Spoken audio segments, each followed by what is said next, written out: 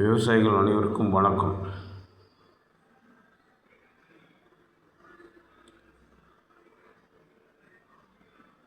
விவசாயிகள் விவசாயம் செய்யும்போது பல்வேறு இன்னல்களை சந்திக்கின்றனர். இன்னல்கள் என்றால் தனக்கு தெரிந்த செயல்களை கூட தெரியாமல் அதற்கு தேவையற்ற செலவுகளை மேற்கொள்ளுதல் ஒரு வகையாகும். இது எவ்வாறு என்றால், விவசாயிகள் மிக முக்கியமாக அறிந்து கொள்ள வேண்டியது மண்ணுடைய வளம். மண்ணுடைய வளத்தை தெரிந்து கொண்டால் அவர்கள் தேவையற்ற உர செலவுகளும் குறையும். இப்போ செம்மண் நிலப்பரப்புகள் பயிர் செய்யக்கூடிய விவசாயிகளுக்கு சில செய்திகளை நான் அளிக்கலாம் என்று நினைக்கின்றேன். ஏனென்றால் செம்மண் ஓரளவு தமிழ்நாட்டில் பரவலாக செம்மண் உள்ளது. இந்த செம்மண் பயிரில் விவசாயம் செய்யக்கூடிய விவசாயிகள் அறிந்து கொள்ள வேண்டியது, செம்மண்ணில் எந்த விதமான தாது உப்புகள், அதாவது எந்த விதமான உரங்கள் உரச்சத்துகள் குறைவாக உள்ளது, எந்த விதமான உரங்கள் அதாவது உரச்சத்துகள் அதிகமாக உள்ளது என்பதை அறிந்து கொண்டால் அதற்கு ஏற்ற மாதிரி உர மேலாண்மை மேற்கொள்ளலாம். இப்போது இந்த செம்மண்ணை பொறுத்த வரைக்கும், செம்மண்ணில் ஏன் சிவப்பாக இருக்குது அப்படின்னு ஒரு கேள்வி கேட்பீங்க. ஏனென்றால் அதில் இரும்பு ஆக்சைடு அதிகமாக உள்ளது. அதே சமயத்தில் பொட்டாசியம் அதிகமாக உள்ளது. குறிப்பாக விவசாயிகள் அறிந்து கொள்ள வேண்டியது முக்கியமான விஷயம் என்னவென்றால், பொட்டாசியம் அதிகமாக உள்ள ஒரு மண் வகை என்பது சிவப்பு மண். அவ்வாறு இருக்கக்கூடிய சூழலில் நீங்கள் தேவையற்ற பொட்டாசிய உர சத்துக்களெல்லாம் இந்த செம்மண்ணில் பயிர் செய்ய இட வேண்டாம். ஏனென்றால் அது ஏற்கனவே அதிகமாக பொட்டாசிய சத்துக்களை அந்த செம்மண் கொண்டுள்ளது. குறைவாக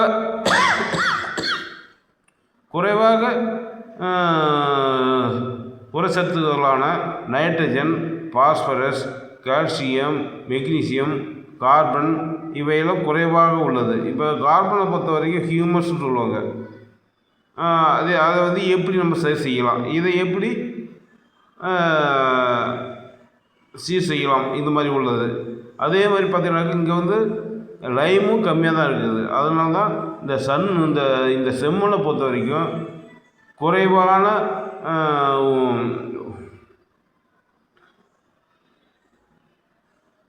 ஃபெர்டிலிட்டி, அதாவது உரத்தன்மை உள்ளது. இரண்டாவது,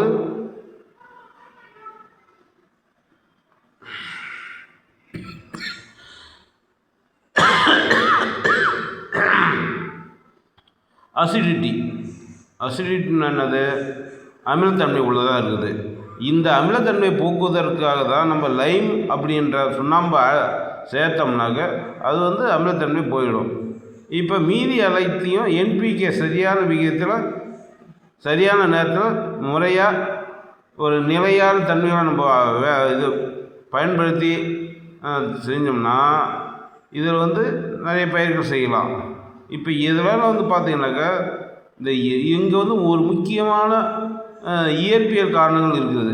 முக்கியமான இயற்பியல் காரணங்கள் என்னென்ன அப்படின்னாக்கா, குட் ட்ரைனேஜ், சிறந்த வடிகால். இரண்டாவது ஏரேஷன், காற்று உட்புகும் திறன். காற்று உட்புகுச்சுனாக்க வச்சிங்களா, குட் ட்ரைனேஜ் இருந்துச்சுனாக்கா தேவையற்ற வேரழுகல் நோயெல்லாம் வராது. அவ்வாறு வருவதற்கு சாத்தியங்கள் இல்லை. ஏனென்றால் இந்த சாயில் இந்த மண் பொறுத்த வரைக்கும் அதனுடைய டெக்ஸ்சர்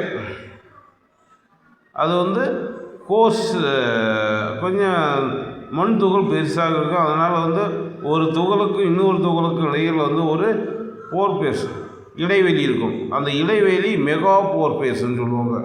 அப்படி இருக்கும்போது மிக எளிதில் காற்று உட்புகும். அப்படி உட்புகும்போது அங்கே கிடைக்கக்கூடிய அனைத்துமே அந்த காற்று உட்புகும்போது அதில் வாட்டர்லாம் சேவ் ஆகும்.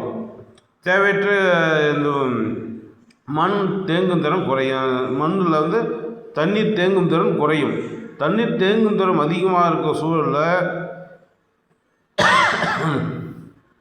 தேவையற்ற வேறு நோய்கள்லாம் வரலாம். இப்போ என்னென்னலாம் வந்து பார்த்திங்கன்னா நம்ம செய்யலாம் அப்படின்னோக்க, எந்த விதமான பயிர்களை செஞ்சால் செம்மண்ணில் சிறப்பாக இருக்கும் அப்படின்றத பற்றி தெரிஞ்சுக்கணுன்னாக்க, முதன்மையானது நெல், அப்புறம் கோதுமை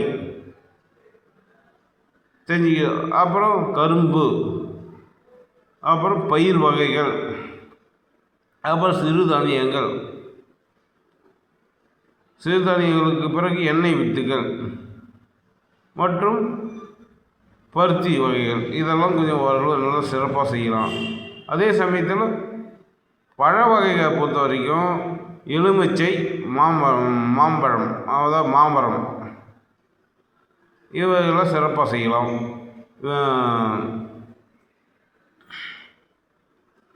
காய்கறிகள் அனைத்து விதமான காய்கறிகளையும் பயிர் செய்யலாம்.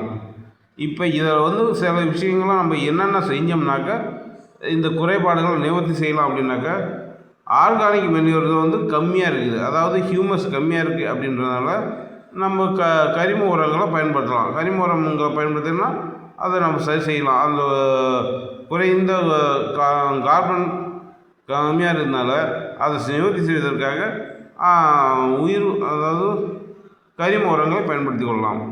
அதே மாதிரி பார்த்தோன்னாக்கா என்பிகேயில் வந்து முக்கியமாக நைட்ரஜன் பாஸ்பரஸ் தான் குறையுது. அதுக்காக நம்ம வந்து என்பிகேவை இந்த ப்ராப்பராக வந்து ஒரு சரியான இடைவெளியில்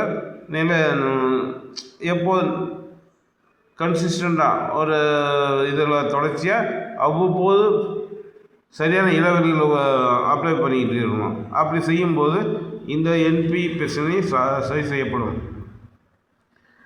மிக முக்கியமானது என்னன்னாக்கா, இந்த ரூட்டு வளருது, அதாவது வேர் வந்து வளர்ச்சிக்கு மிக முக்கியம் வந்து பார்த்திங்கனாக்கா இருக்கிற ஏரேஷன்.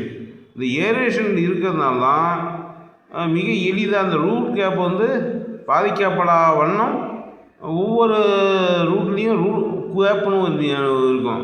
அது பேர் தான் ரூட் கேப்.